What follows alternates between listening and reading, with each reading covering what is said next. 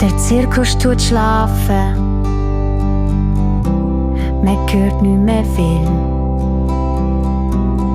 Nur zurückbleiben in Träumen.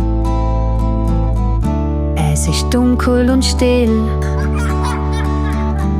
Nur der Clown Peppino sitzt allein im Zelt. Er singt sein Lied für Kind von dieser Welt.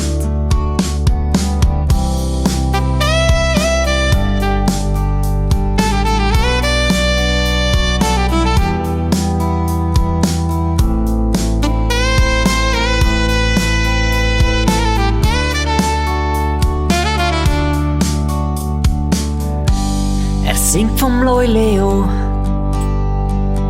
wo träumt er lebt in Afrika.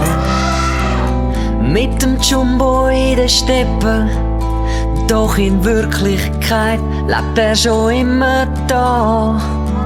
Er singt vom Zauberer Bronxos, wo die Leute zum Staunen bringt. Vom lustigen Alfredo, wo vom Hochseil mit dem Salto springt.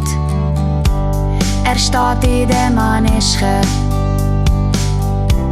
und spielt auf seinem Saxophon sein Lied für Kind. Doch es ist spät und alle schlafen schon.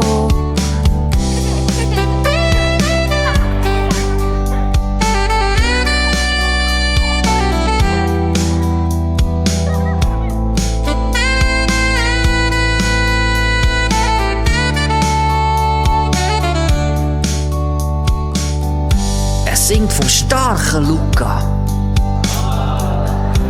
wo sogar diese Kette sprengt. Von der Tänzerin Mimi, wo am Trapez hoch in den Kuppeln hängt.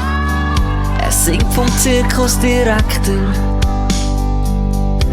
wo lauthals Attraktionen abliest. Vom Feuerschlucker Willi, wo brennende Fackeln verspeist. Er steht in der Arena, der Mond scheint hell und alles ist still. Doch der Peppino spielt weiter, weil er noch nicht aufhören will.